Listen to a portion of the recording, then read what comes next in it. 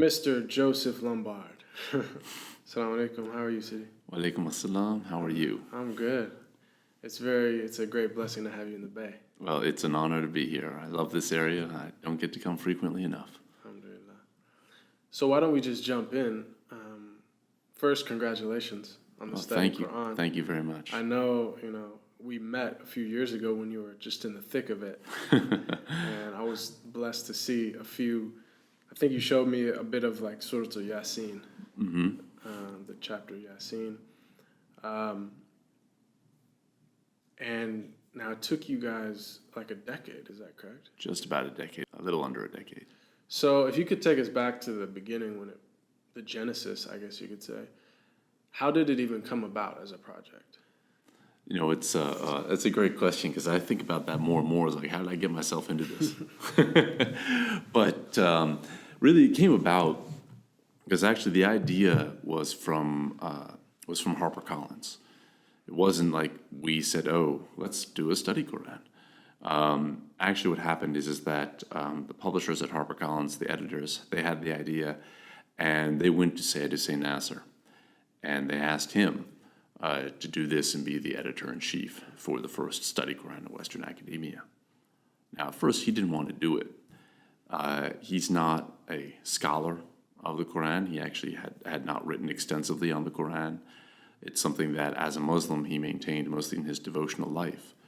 I remember one time when I was a student of his at the George Washington University, another student asked him, said, "Why don't you do a course on the Quran?" And he just kind of looked off in the distance and he just said, "Because it's too much. The Word of God is too heavy." And it was really this deep reverence that he had for the Quran that prevented him from going out and doing his scholarship on that. But of course, knew the debates about it in the field and read about it extensively and stayed in touch with it spiritually. And it's interesting because I had always followed his sunnah in that myself. That I was trained in Quranic studies when I was at Yale under Gerhard Bovering, who also does Quranic studies. But it's not something that I wanted to write about. I kept it as part of my devotional life. But anyway, Sayyid Hussein Nasser, he was asked to do this. He didn't want to do it. And then he realized that if he didn't do it, he was going to have to answer to God for that. And furthermore, HarperCollins, they can go ask anybody else they want after he's turned it down. He has no control over that. So he said that although he realized what a great burden it was to take this on, that he felt that he had a responsibility before Allah subhanahu wa ta'ala to do it. I think that he hasn't used these words, but I think to some degree he viewed it as what we call in the Islamic tradition a fard kifaya. That is kind of a responsibility that if somebody takes care of it, it's sufficient. But not everybody has to do it. And I think that he viewed it as that. And I know that I to some degree did, but when he asked me to join the project, I remember very well. We were having lunch and he told me about this, and I immediately said yes. I mean, there was something in me that just clicked. I said, yeah, this was the project I was meant to work on. And so he and I then started putting together some other people for the editorial team. We viewed it as an editorial team at first, but then it became the research, writing, and translation team. And that was actually an interesting part of the process was, first of all, we actually didn't envision doing a translation of the Quran. We went through all of the translations, the major translations that were out there, and many of them are beautiful. They've got lots of merits, but we didn't think that any of them was really sufficient for a study Quran. And there are really three characteristics that we were looking for. One is eloquence. That is something that if this is going to be a widely distributed text that a lot of people are going to be reading, that it really indicates to the reader the register that Quranic Arabic has with speakers of Arabic. Even Christian Arabs will tell you, oh, yeah, there's nothing like the Quran. So we wanted to have the eloquence first. Then, consistency. The Quran is incredibly cross-referential. Anybody who reads the Quran regularly knows how it is that you keep on finding these patterns where one verse over here in the second surah or chapter is echoed over here in the 48th surah or chapter, and then all of a sudden, or just a little phrase, and then that, after your 20th reading of the Quran, all of a sudden you put the two together and your mind is blown. You say, whoa, oh my God, that's how these two are connected. And so you really have to be able to convey to somebody that intertextuality, and so that when they have a translation before themselves, they could actually start to maybe see some of those connections that maybe you didn't even see. And then the third is really what I would call linguistic accuracy. A lot of translations of the Quran translate by tafsir in a lot of phrases, and we caught ourselves doing that in many places where we said, wait a minute, we always thought this verse meant this. But if you go into the language of it, that's not exactly what the verse is saying. And this linguistic accuracy would also be trying to catch why it is that sometimes in the Quran you have the direct object before the verb, and sometimes you've got the direct object after the verb. These are the types of things that you can still catch. You can still convey that in English. And oftentimes, especially in Arabic, because Arabic is a language where, because it's inflected, you can do the word order in any different number of ways.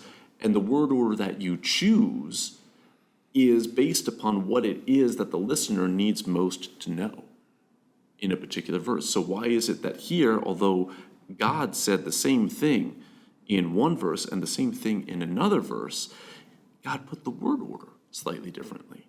There's an indication in that. And so we want to maintain that. Now, we didn't always do it. And even looking back now, I go, oh, we could have gotten that one a little bit better. But these are the things that we were looking for. And we didn't find that there was any one translation that had all three of those characteristics.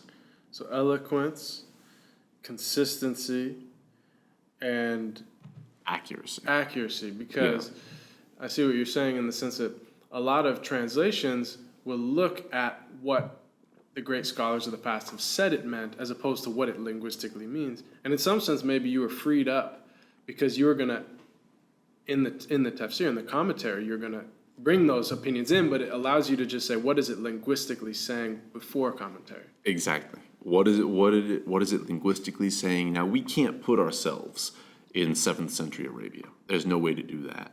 But we can, to some degree, get an idea of what was the experience for some people first hearing some of these things, and that's most accurately captured on the linguistic level. Mm-hmm. So I guess the next thing is, how is it structured? For those who haven't yet taken a look at this book or don't know what a study Quran is, or maybe don't know what the inspiration was, because I know from talking to you that there's something called study Bible. Yeah. That I think when HarperCollins approached you, they were looking at modeling that. Mm-hmm. They were, and we did something different than a study Bible. If you look at study Bibles, or in the case of Oxford, they call it the annotated Oxford Bible. Well, there's a lot less notes in those volumes. We have a ratio of about 5.5 words of commentary or explanation for every word of translation in the text. And so it's far more, you've got much more explanation than you do. The other thing is that each surah or chapter of the Quran has a introduction that explains to you its place within the text, the historical circumstances of that particular chapter of the Quran, and how it's related to other places, and maybe some of the ideas of what that particular chapter of the Quran, the place that has had in Islamic history, and then a rundown of the themes, major themes of each chapter. And so you've got surah or chapter introduction, translation, and then really what is a study, a real kind of commentary on it. And whereas in a lot of the study Bibles, you've got your study notes, and they really are. They're very short, and there's far less actual annotation than there is translation. And we have pretty much the opposite. Right, so you have the new translation, and I've been looking over it, you have every single verse has some commentary. Just about, yeah. Some verses have significant, almost a whole page, and some just have a few sentences. Yeah. And one of the most fascinating things is that, and I think this is unique even in more traditional commentaries, is that this is like an ecumenical commentary in the sense that you're drawing on the vast 1,400-year tradition, people from all the way from Spain to, South Asia, and all, basically this wide swath of time and space and different focuses. So some, grammar focus, some, Sufi focus, some philosophy focus, some law, and you put it all in there. So first of all, that just seems like a very difficult, a tall order, shall we say. It was. And yeah. how did that, so what was the process, basically? Well, that process is really differs for each of the authors. Now, while we're listed there as the editors, all of the general editors, that is Generale, Ria Dekeke, and myself, and myself, and then Muhammad Rustam, the assistant editor. The four of us are the ones who wrote the commentary and researched the commentary. And that, again, was one of the things that we didn't originally envision it that way. We thought that we were going to go out and get other scholars, but then we realized that to kind of maintain a unified perspective, we needed to keep the workflow that we had when we were working on the translation so that everything could really be deeply integrated. And especially because the Quran is so cross-referential, we needed to be able to say, okay, we've dealt with that in Surah so-and-so, so we don't need to write a commentary on this verse again here, or we don't need to go into the topic of, let's say, for example, fasad, corruption. There's only one place where you want to have an extensive commentary on that, and then another place is you say, see commentary on such and such. So to keep that integrated nature, we ended up writing it. But each one of us, the four of us who were writing it, we had a little bit of a different approach. And any textual scholar could go through and identify it, and who wrote which commentaries identified in the beginning. So you go through and you look at it. So there's that. But there are some things that do bind it. One thing is I can talk about for myself. I wanted for every single chapter of the Quran, I reviewed what are called the historical contexts, which is how I translate the Asbab an-Nuzul. People call it occasions of revelation. Saying occasions of revelation means nothing to a non-Muslim, so calling it historical context is better. And then I looked at other readings. Because for those who don't know, the Quran has what are known as 7 canonical different readings, which involve usually different inflections in different places of the words. And then there are 3 more schools that are known as the widely or mashhur, the widely known readings. So that makes 10 different readings of the text. And sometimes they actually lend to significant differences. And so I looked at those as well. So that was kind of my baseline. And a lot of what are called the historical contexts, they're not considered very weak, and sometimes they don't really actually shed much light. So we don't use them all, but I looked at them all in every instance. And then from that you build out, if you have a significant word, or if the root of a word and its place in relation to other words is significant, then we'd also bring out these kind of linguistic commentaries and talk about, the different ways in which a verse could be read and how that would lead to different meanings. And beyond that, different commentators have different strengths. So let's say that you had something that was talking about divorce. You really should go to a commentary like Al-Qurtubi, who deals with legal matters, as does Abu Bakr ibn al-Arabi, his Ahkam al-Quran, or rulings of the Quran. So go to these more legal-based commentaries. But then there are other ones for which it's, just what you would call these verses that really pertain directly to the spiritual life. And a lot of commentators will deal well with them, but in some instances, you really need to go into more Sufi-oriented commentaries, because the fundamental focus of these commentaries is the tarbiyah, or the training of the soul. And really, when you want to talk about the training of the soul, what is the training of the soul? It's the preparation of the soul for the meeting with God. And when you want to look at that, this is what is really the focus of these commentaries. And so we would go to Sufi commentaries for things along those lines. And then other places, like you have philosophical points are brought out. And in some instances, there's some verses where, for some reason, all the commentators decided to have a debate about God's free will on this verse. It just became the verse for the debate. And so, excuse me.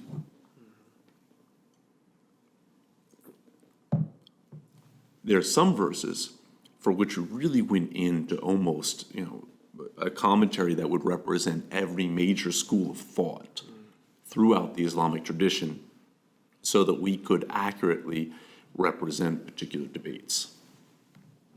And you chose to deal predominantly with classical or pre-modern commentaries, as opposed to some, English books about the Quran that are predominantly either Westerners, Western Islamic studies scholars, or taking, modern Muslim scholars' commentaries on the Quran. Why was that?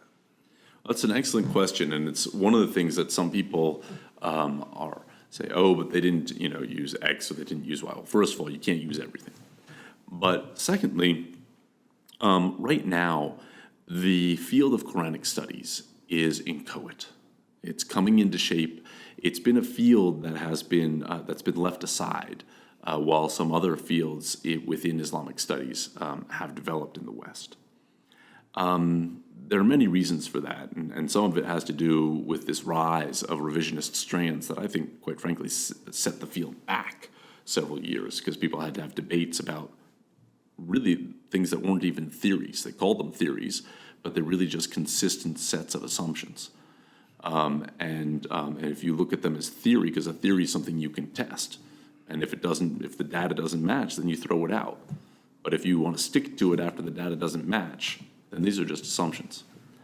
Now, if you go through the history of Western scholarship on the Quran, there are so many different approaches, especially when you start bringing in revisionist approaches to the text, that it is too methodologically diffuse for one to ground a study text within them. It would literally, you would pick it up and you just say, I don't have any idea what this means.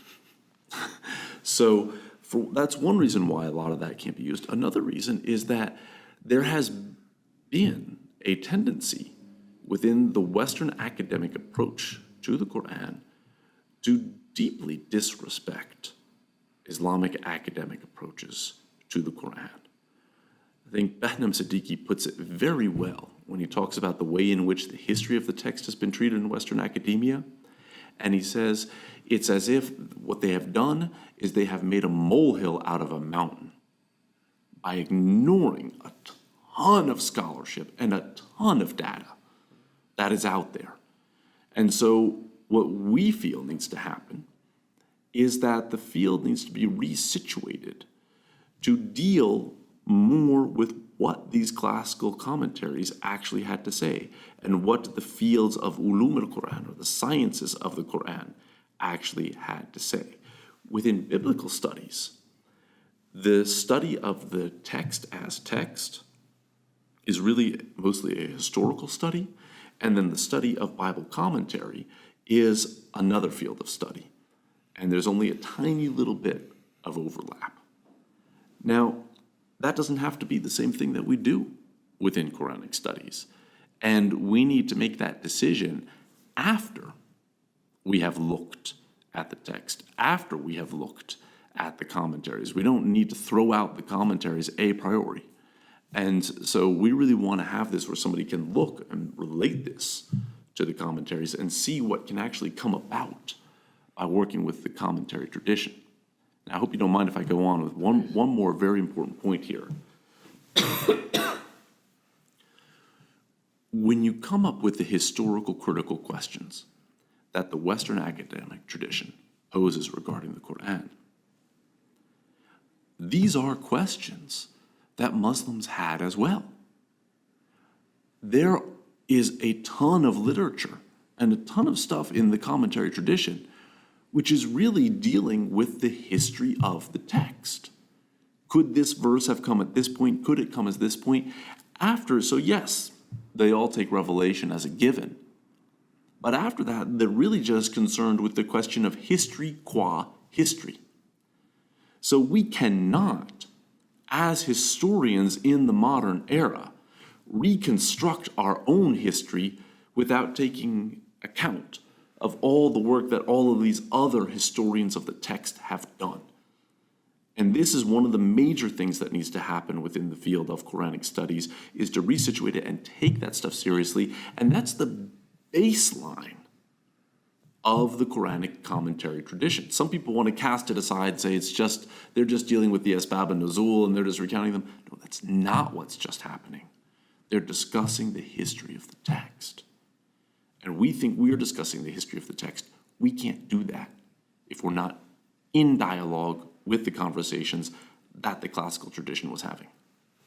Mm-hmm. Yeah, that's fascinating. I think it was Rumi who said, the Quran is like a shy bride. It doesn't unveil itself easily to everyone. And I think that's interesting in the sense that, a lot of people that pick up the Quran, Western English translations, they're kind of perplexed at how, first of all, it's not linear. It's very interwoven, and it's a few lines about this story, then something else, and changing perspective, first person, second person, third person, all these things. And actually, I think as a poet, I really appreciated that. I really loved it. And I think it's no question why the Islamic world is the world of poets, that like they're all taking from the Quran, and you can see it from Rumi to Hafid to Ahmadu Bamba to Ibn Arabi, all the way across Imam Busiri. It's all this kind of commentary on the Quran and bringing it to life in a poetic way. But I remember when I first started reading the Quran, it was Yusuf Ali's translation. And the reason that I love that, and I did a khatam, like I've read the cover to cover in a month or two. And what I loved about it is that there's all the footnotes. And I really feel like when you read the Quran without any footnote or any commentary, it seems to me that the Quran is assuming, as it's speaking to the desert Arabs, that they have heard of this story, that they have an idea of reference of what's being referenced. And so the whole story isn't told. It's just saying, remember this? You guys know this story of Moses and this. You've heard the story of Hud, Prophet Hud, and this and that. And so it's as if Allah is highlighting or drawing the particulars of the story that need emphasis in that moment. Is that?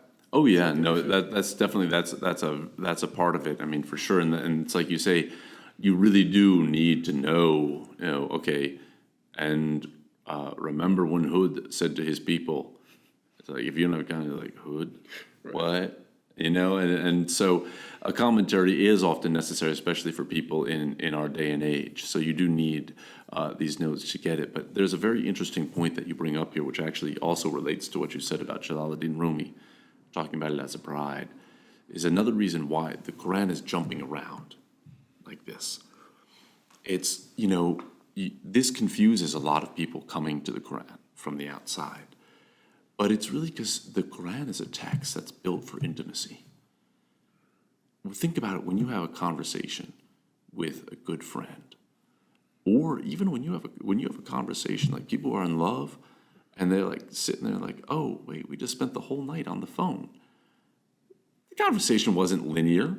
You didn't have one topic and say, okay, well, now let's move on to talk about this. There was nothing in intimate conversations with the people with whom you are closest. There's nothing linear about your conversation. And sometimes a slight allusion is all you need to convey a point to the people with whom you are closest. And this is the way the Quran works. And that's part of what develops your intimacy with God. As you do realize that, and as you start to be able to go with that flow of that conversation, it's like, oh, now Allah subhanahu wa ta'ala is going in this direction. And so it really is this beautiful way of drawing the soul into God. And that is like, people talk about the soul being penetrated with the word of God. And you just get to be mingled with it. And that's how it has. Just like when you have that intimate conversation with somebody you love, you feel transformed. It's the same way with that. And linear text isn't going to do that in the same way. Yeah, and like you bring up, it is meant to be recited. It is the recitation of Quran, Yeah. and it is meant to be heard. It is meant to be a lived experience, and in many ways, you look at, there's people in West Africa who have never actually seen a physical mushaf, a physical copy of the Quran, but they memorized it. Yeah. Right. It is, and that is how the Sahaba they were people who their predominant mode of learning and of experience was oral. They were an oral tradition, and I think that is lost. A few days ago, I actually I'm moving, and so I went to Moe's Books in Berkeley, which is a really amazing bookstore. It's like 4 floors, and I was trying to sell some books that I don't have room to store. And there was actually an all Arabic Quran that I had. And the woman who was looking at the books, can we buy this? Can we not buy this? We don't want this. We don't want this. How much is this worth? She was looking, and she was like, what is this? And I was like, this is the Quran. She goes, I thought it was the Quran. She goes, but is it the whole Quran? It's so small. Oh. And I was like, yeah, that's the Quran, the entire Quran. She goes, wow, it's so small. People think the Arabic Quran is actually not that long. Yeah. Many people memorize it. But in English, it's hard. So was that a real difficulty in translation? Is the Quran says so much with so few words. It's like, how do you translate that? Well, you don't. This is one of the problems that you have with many of the translations into English, is that they put these things in brackets and in different places.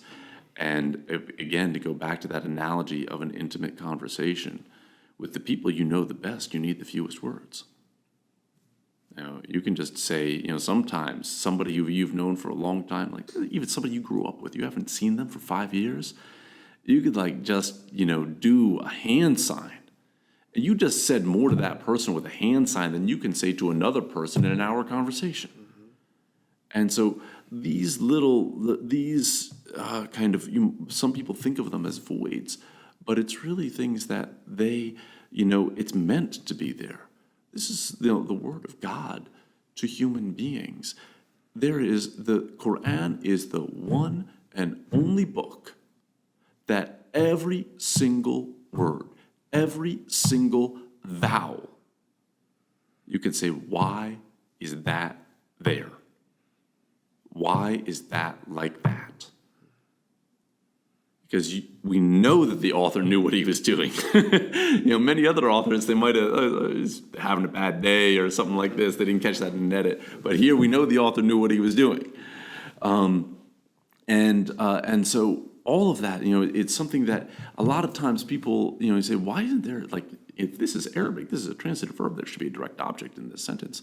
It's like, no, Allah subhanahu wa ta'ala intended for there to not be a direct object there and for there to be lots of different interpretations, because when you put the direct object in there, that reveals something about you.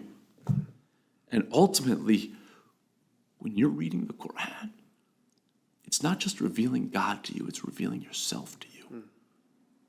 And this is the thing that, when you want to come out and why did so-and-so interpret it that way and so-and-so interpret it that way? Well, these are human beings. They have historical contexts. But also it's because that was what was in his heart. And that is what came out in that particular interpretation. And so the Quran really, it's one of the things that I think is not fully captured and always appreciated when people read it, is that the Quran reveals who you are. That leads me to another question, which as I was thinking about talking to you about this, the first question that I was like, I'm really curious about is, you spent all this time with the Quran, with the commentaries of the Quran by the great sages and masters and scholars and mystics of history. Years and years and years, a decade. And I just think of the kind of year I took writing my master's thesis, and I was on Imam al-Ghazali's Ihya, and I was looking at his concept of knowledge and mystical knowledge, and how does knowledge transform, and what is the heart and human psychology, and what is unveiling, and how does it happen, and just reading Imam al-Ghazali over and over again for a year, and then reading the commentaries on it, and reflecting on it, I realized that it started to change fundamentally the way I saw the world. And I started to almost have this, I would say, like Ghazalian paradigm. Like I started to see things in the way that he was seeing things. And so when I thought about sitting down with you, I was like, what does it do to one's soul? And how does it change one's doors of perception, if you will, to engage like that? Well, how does it change one's doors of perception? It depends on who that person is. As I said before, it's going to bring a different thing out of each person's heart. But I think that for me, there were many things. I mean, over time, I came to see many things in different ways than I had before. And one of those things that I think is deeply valuable that comes out of the Quran, and it's really clear, is that everybody knows the truth. Ultimately, deep down, the soul knows where it stands with God. And a lot of what we do in our lives and the things that we do is because we're trying to run away from that reality. We're trying to run away from that truth, have it a different way. The soul knows. And the sooner you come to that reckoning, the better off you're going to be. And that's why the whole of the Quran, really, if you want to talk about what it's trying to say to the human being, you're going to die. You're going to die.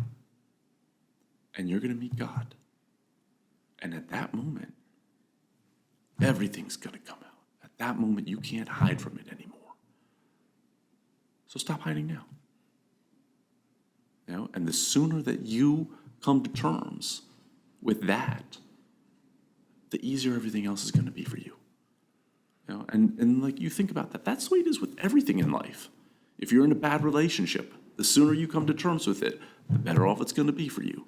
If you keep on running up debt and you're living on credit cards, the sooner you come to terms with it, the better off it's going to be for you. Now, that just goes throughout life on everything, doing drugs or something, whatever. The sooner you come to terms with it, the better off it's going to be. And the Quran's just like this, man. Just like the sooner you come to terms with the reality of the human condition and the reality of your relationship with God, the better off it's going to be. The better off you're going to be, and the better off everyone's going to be, and the better off the world is going to be. It's beautiful. So when you're looking at over all these commentaries over a decade, after having done that, is there any one specific commentator that you really resonate with, that you just love the most? Jalaluddin Rumi.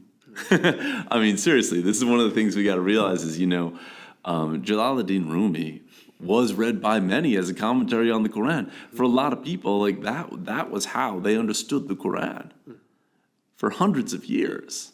This is something people have forgotten in the modern context. There are many people for whom the Fusus al-Hikam, not the Fusus, sorry, the Futuhat al-Makkiyah of Ibn al-Arabi was how they understood the Quran. So really, those are my first ones. But in terms of what is considered to fall technically within the genre of tafsir, I love Ibn Ajiba for two reasons. One, the tafsir itself, he divides it into two parts and even says they can be read independently. One is the tafsir, which is really kind of mainline Sunni teachings regarding this. He really gives a great summary of them. And he does it in a very effective way that just cuts out a lot of the jargon that you might find in some of the other commentaries. And then he gives you what are called isharat, or spiritual allusions. And those allusions are often, they draw from like Rusbihan Bakli and others along those lines, and also the tafsir of Qushayri. So those ones are also, beautiful and very well done. So that's really one of my favorites. So would you say he gives kind of the, I guess, exoteric and then an esoteric commentary? Yeah, he does. And, I also love Maibudi, his tafsir. It's written, and it's kind of, most Persian tafsirs are both Persian and Arabic mixed together. And so it's really in both. But again, he actually does 3 levels of commentary, and then when he gets to what is the more esoteric dimension of his commentary, sometimes it just blows your doors off. And this is really, it's also just historically it's very interesting because that's actually the beginning. He's at the time that his tafsir is written is the beginning when all of a sudden all these teachings that became what we know as the Persian Sufi love tradition, when they started being written down. And so there's a lot of those early seeds of that tradition in his commentary as well. Did you look at Ghazali's translation, or commentary rather? The commentary, because there's the commentary, which is just in manuscript. But actually that's something I have to look into personally to see if it's actually of his pen.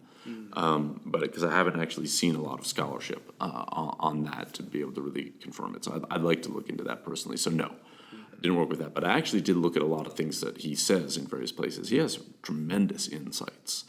And you find them throughout the Ihya and other texts. And so, actually, like, for example, his discussion of the names and the meaning of the names, I actually went to that in several instances. So for example, in Surat al-Hajar at the end, or Surat al-Hashar at the end, where it has the discussion of it has the longest list of divine names that occurs in any list in the whole Quran. I went to Al-Ghazali to look at that, also to kind of understand the name Al-Latif. I went to Al-Ghazali. Which is, and that was really, I actually didn't realize that name really kind of means the one who is kind and the one who is subtly aware. And it's interesting because if you think about it, it's who is aware of the subtleties of things, because it's when you're aware of the subtleties of things that you can be most kind to others, because you understand the issues that they're having at the same time. And so it's like that long, so you can understand to be patient and let things unfold and be kind with people. And it's a beautiful combination of those characteristics within that one name. Yeah, that's amazing. I always try to explain to kind of people that I'm talking about the Quran, that traditionally, before you kind of really study the Quran, you had to study the pre-Islamic poetry, right? To understand the context, or even like the psychology of the individuals. And I think that's such an important thing. And I think that's, the commentaries can bring that out in a way that, because we all, that's one of the things I've been thinking about a lot, in my travels and my studies, is that 2 kind of conclusions I firmly believe is that one is the vast majority of people are good people. You know, they're good-hearted people and they care about people. But the second point is that most people are naturally ignorant of what they haven't been exposed to, and even maybe fearful and have stereotypes and this and that. And, you know, it's so interesting when you travel the world and you think about the fact that, you know, whether someone's in America, whether they're Democrat or Republican, whether they're liberal, their views on abortion, their views on this and that, a lot of it has to do with what state they were born in, or what neighborhood, or what family. And, you know, religion, if you were born in India versus if you were born in Japan versus if you were born in, you know, Senegal, you would, you know, versus Spain, you know, you would have grown up in this family, you would have had this paradigm. And so I think one of the most liberating ways to get outside of your kind of individual inherited worldview is study, right? Especially like good literature and history and art, and then travel, also just seeing. Yeah. And so I think if you go back in time and you're reading the words that human beings wrote from 1,000 years ago in a totally different context, it takes a while sometimes to kind of like check your own assumptions at the door, but eventually it can really be illuminating. And it's an interesting commentary, because this is actually something you'll find. Even the companions of the prophet, peace be upon him, they even said, you know, I didn't know what such and such a word meant in the Quran until I heard two Bedouins. There's a famous thing when Ibn Abbas said, you know, I didn't know what fatir as-samawati wal ard, that God is the one who usually we translate as originates the heavens and the earth. I didn't know what it meant until I heard two Bedouins arguing about a well, and one of them said, fatartuha, I'm the one who dug it, who split it open, in a sense. And it's like, and then I understood what that meant. And so, and this is also, you know, one of the things is the Quran tells you over and over again, fasiru fil ard, travel the earth. And it really is an injunction to go out there, break out of your paradigms, break out of these things, look, see how other people experience the world. So now that, you know, you've released this text, finally it's kind of you've given birth into the world after this long gestation period. I guess, how has the reception been, and what has the kind of the praise? Because I've heard people like Dr. Omar Farouk Abdullah say this is an event in the English language. This is an important moment in the history of the English language. You know, really putting it in those type of terms. And then on the other side of things, you also have heard some critiques and people saying a lot about it on, you know, of course, human beings are going to be critical of everything. So how has the reception been? Well, you know, I want to thank the people who have criticized the study Quran. Because there's a famous saying in Arabic that says, whoever doesn't have a critic, he's a donkey. And it's true. If you're trying to please all the people, then you're nothing but a dumbass. And we knew we weren't going to please all the people. And in fact, if this particular work is criticized by people from the Western Academy for not doing X, people from within the Sunni Islamic tradition for not doing Y, people from within the Shiite Islamic tradition for not doing Z, and then Sufis for not being esoteric enough, or this, that, and the other thing, then we've succeeded.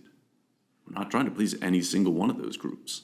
This is not and this is what distinguishes this from a tafsir, is that if you read the history of tafsir, most of them, practically all of them, are written from within a particular school.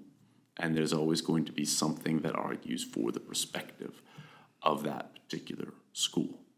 I mean, one could do a fascinating study of the way in which in the Sunni tafsir tradition, you gradually have more and more and more verses that are said to refer to Sayyidina Abu Bakr radiallahu anh. I'm not saying there are not Quranic verses that refer to him, but all of the ones that the tradition comes to say refer to him, I don't think so. And so, you see how these things develop in all of these different ways, and one starts to realize that the Quran isn't going to be contained in any one human perspective. The Quran isn't going to be contained in any one school of thought. This text, this goes back to the very first point that you asked me about, why did you do this and stuff? I've come to realize that the first study Quran had to be done by people that weren't actually working within a particular field within Quranic studies before they did it, because it really has to be something that's going to help establish a new paradigm for how we do this. When you establish a new paradigm, people aren't going to like it. It's challenging other paradigms that are out there. But every single major paradigm shifting text in any religious tradition always had its critics. And so this text has to have its critics. I'm not saying that this is going to be the paradigm shifter, but if it is, as Omar Farooq Abdullah has said, and other people have said, and only time is going to tell this for us, but if it is indeed, then it's going to have its critics. It is a necessary part of the process. Yeah, for sure. And I mean, I've loved it. I've learned something new on every page that I've read, and I actually really appreciate the ecumenical approach, if you will. The fact that you're getting a vast array of perspectives and you're getting exposed to different, even conflicting viewpoints. And I think that that is healthy and that's really beautiful. And, one of the critiques that I heard, some teachers or, kind of prominent people in the Muslim community initially come out really supporting the study Quran. And then all of a sudden there's a little debate and they said, well, I have some reservations about certain approaches or certain aspects of it. And a lot of it is along the line of, quote unquote, the perennial approach. And, part of my feeling about that, and I heard I think Sheikh Hamza Yusuf, someone told me CNN or someone called him and they were like, we were doing something about the study Quran and we wanted your opinion, and we were a little bit surprised that we called some certain Muslims, and we thought they'd be so excited this came out, and they were actually, begging on it, basically, had negative things to say, and we're like, why aren't Muslims happy about this? And Sheikh Hamza was saying something like, I was embarrassed, because it's like, why do we always cut things down? Can't you see the abundant good? And that's not to say things can't be critiqued. That was, what I'm getting at is I feel like there's a little bit of an infantilization of the community by some quarters, in the sense that there's this fear that if people are exposed to differing viewpoints, it will somehow harm them. And that is in some ways admittance of failure, that you haven't kind of prepared, you could say, or you don't trust that people can hear divergent viewpoints and come to their own reflections and their own understandings.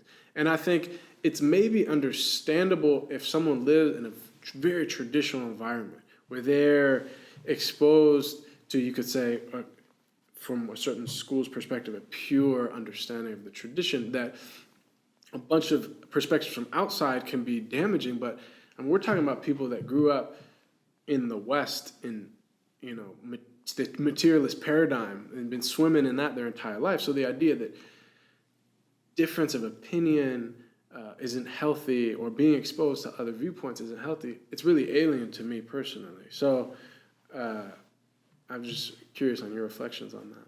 Well, Aristotle said that the mark of an educated mind is that it is able to entertain a proposition without adhering to it.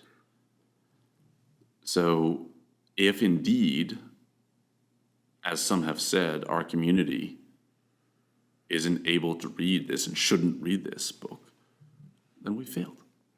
Then that's just saying we failed as a community. We fail to be educated. We fail to be strong enough to be able to look and say, okay, well, that's an interesting perspective. Yeah, I mean, look, we've got things within a commentary on a particular verse that shows the divergent viewpoints on this, all of which come from different schools. We're not saying you have to adopt any single one of them. Nobody has to be in my school of thought. I have never gone out and tell anybody you got to think like me. This is just a group of different ideas that you have regarding this text. And look, this is what makes Islam strong, is that we have these different perspectives, is that we go along these different lines. What makes us weak is when we try to take the absolute infinite word of God and limit it to our relative finite perspectives.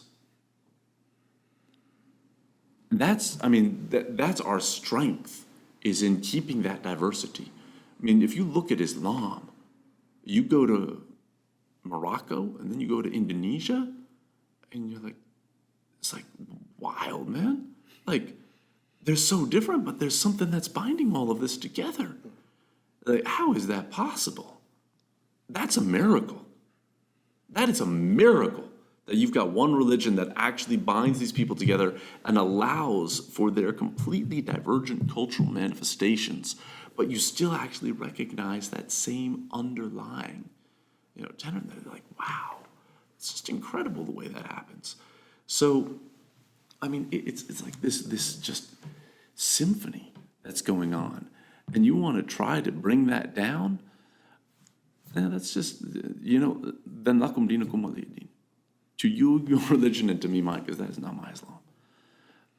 And so I really think that as you said, I don't want to denigrate anybody, because I do think that at the end of the day, you have to realize that when people have different perspectives about things, a lot of times, it's because both of them are wrong.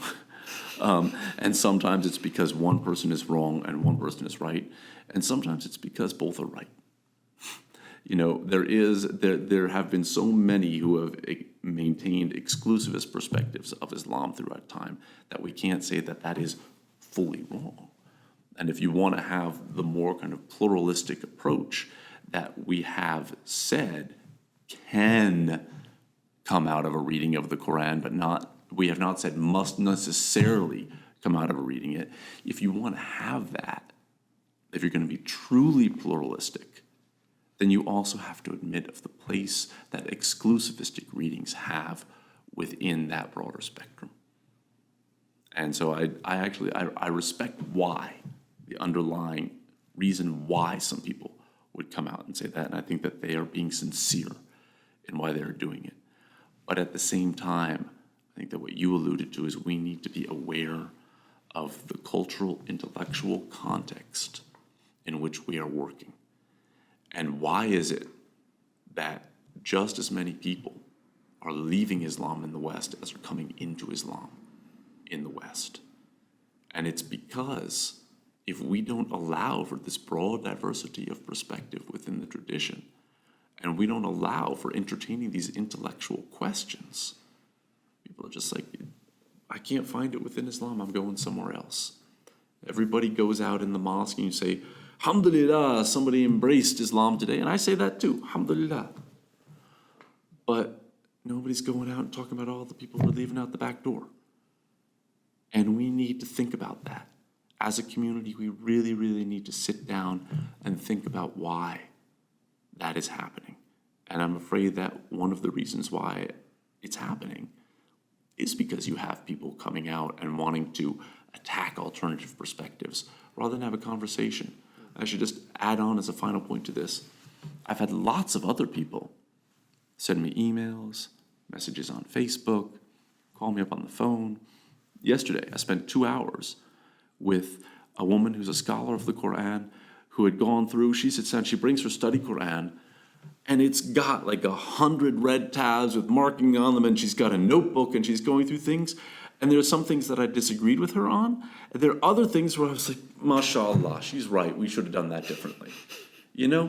And she did it with pure adab, out of the love of the Quran, the love of God, and the love of God's word. Alhamdulillah, I had another, brother, I don't know him, I just know him on Facebook. He just messaged me, he said, where do I send errata?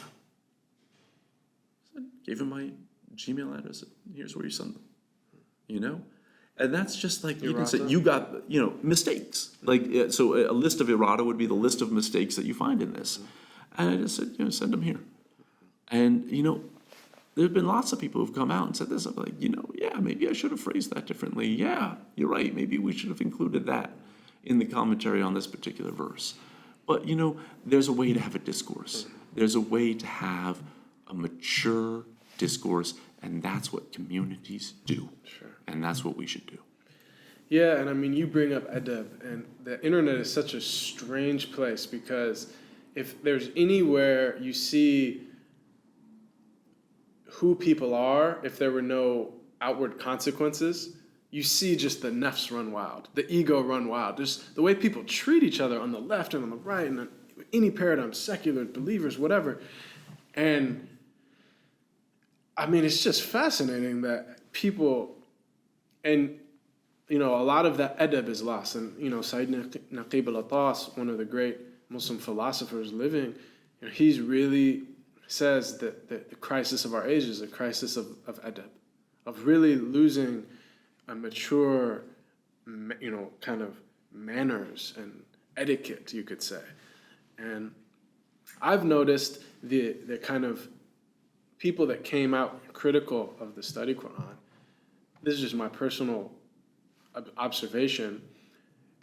They tended to be the younger generation of quote-unquote junior scholars, people in their 30s and things like that. Whereas the elder scholars, and many times even their teachers, had nothing but praises and said, what an amazing offering this is. This is a feat of scholarship that has benefited everyone.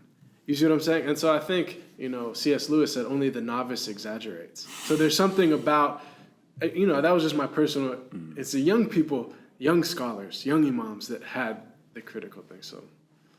Yeah, it might be, and like I say, I do think that they're sincere, but I think that one of the things that I've learned from watching this is and also some of it was pretty quick.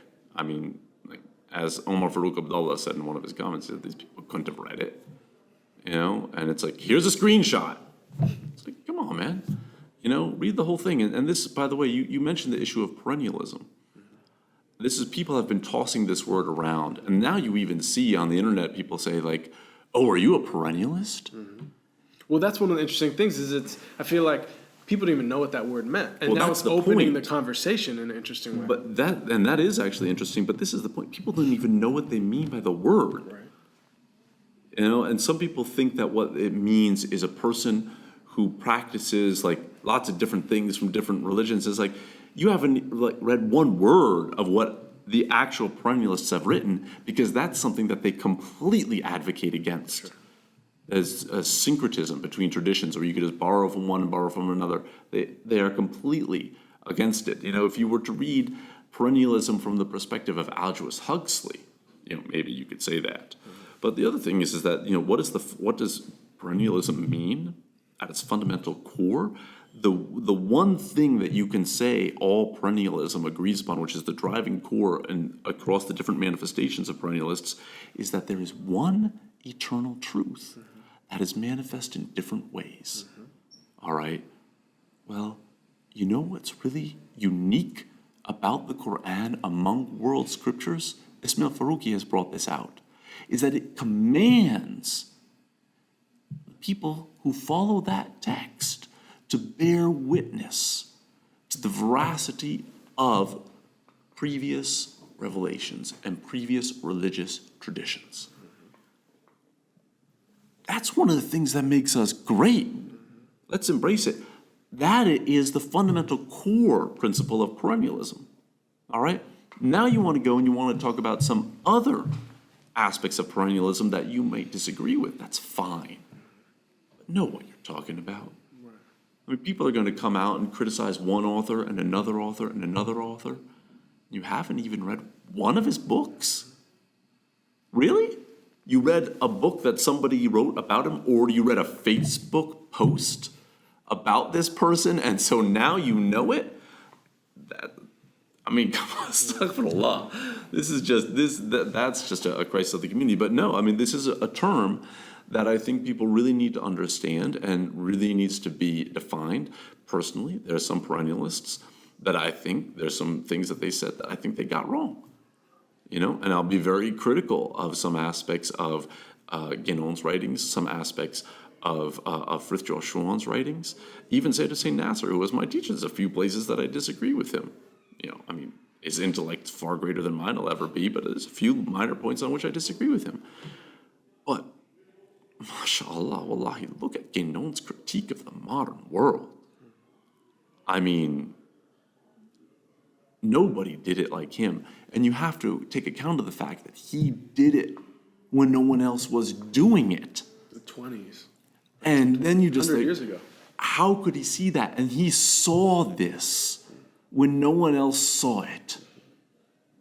And he also saw the underlying unity of these religions and bore witness to them. Now, there's got to be something there.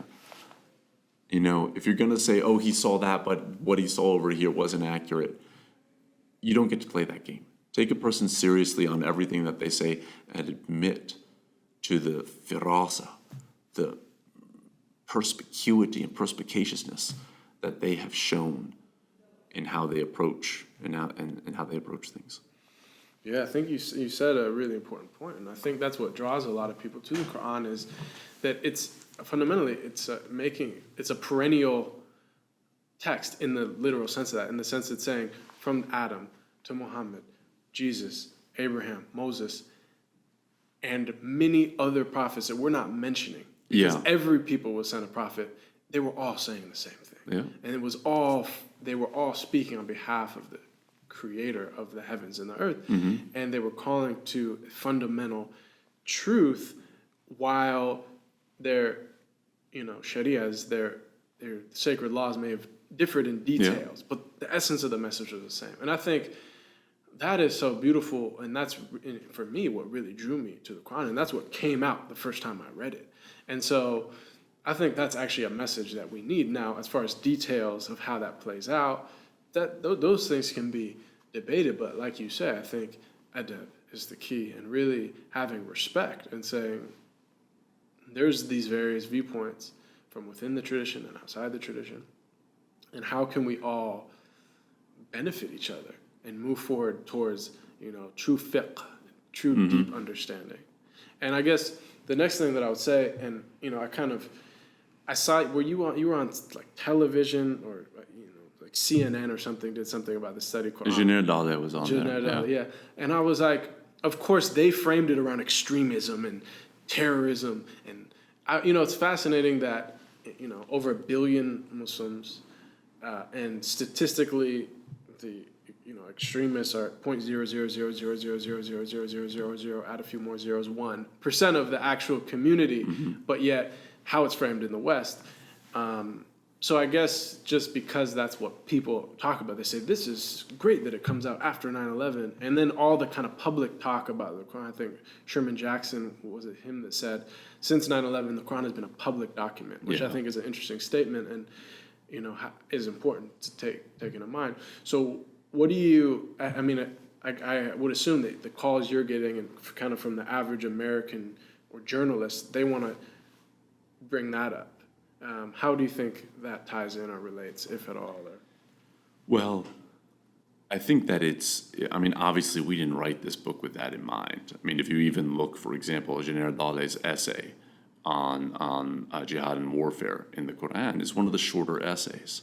It's one of the shorter essays because that's what we think this topic merits as the importance of a topic. It's in there, but it's not like this major theme of the text. It's something that's addressed here and there in particular ways.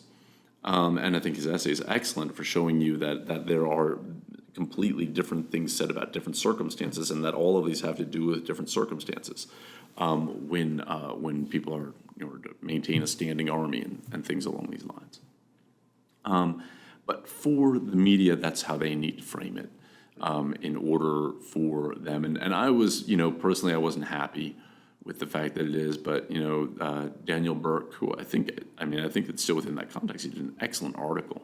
It was a really very well done article overall. But that's how he, as a reporter, could pitch it to his editor. And that, I think, is, for that, that's what they're interested in, that's what they need to do. I just wrote an op-ed that kind of takes, it begins with that same approach and gets and starts talking towards something else, but it's like that's, the hook, in a sense, within the media discourse. And at the end of the day, the media discourse comes and goes. It's going to be different. I don't think that what's being said in the media is not all that important. But it is a way in which some people will become more aware of the text and might become more aware of this text and then pick it up and see that there's much more to the Quran than they ever realized there was. Well, we've taken quite a bit of your time, but I think just in closing, what now? I mean, this took such a huge chunk of your time and energy, and it's such a kind of milestone. What are you working on after this? Well, it's interesting, actually, in response, and not so much in response, but a project that I've kind of been working on in different ways all along is towards a Quranic theology or towards a Quranic understanding of the other. And it's something that I've written parts of it in different ways, and some people have indicated interest to me. But Arnold Toynbee, he said in the middle of the 20th century, he said that modern man needs a kind of a religion that can work for the modern times. He said that Islam could actually be that religion. We have certain things in our tradition that are a gift to humanity, and we are the bearers of that within this tradition, and we're not fully bringing them out. And there are certain things in the Quran. One thing in the Quran is that everything that's happening with the destruction, the degradation of the environment, it's all in the Quran. It's all there. The entire warning is there that you're going to do this is there. What it's going to look like when you do it, it's there. We've read those verses in different ways, but now looking at the environmental destruction, it's like إِذَا الشَّمْسُ كُوِّرَتْ, when the sun is kind of covered over. Go look at the sun in the middle of a major industrial city. كُوِّرَتْ wallahi. And then if you say, وَإِذَا الْوُحُوشُ حُشِرَتْ, when the wild animals are gathered together. Where are the wild animals now? They're in zoos and in reserves. They said by the end of this century, no animals will exist in the wild larger than a fox because of the amount of space these large animals need. Yeah. I mean, it's like these things are alluding to things that are going to be, towards the times when this planet no longer becomes sustainable. And so this is our way of life on this planet is no longer sustainable. So, I mean, these warnings are there in the text in a sense. But another thing is that I really do think that when it comes to the understanding of the religious other, there's a message in there that is very deep, very broad, and it has not been fully brought out. If it had been fully brought out, you wouldn't have Ibn Taymiyyah saying one thing, Tajuddin Subki saying another thing, Ibn al-Arabi saying another thing, Muhammad al-Ghazali saying another thing, Sayyid Qutb saying another thing, Rashid Rida saying another thing. You wouldn't have all of these different perspectives regarding it. It has not been fully plumbed, and it is something that, living in our context, we really should revisit it and try to bring out a much deeper and more nuanced theology of the other.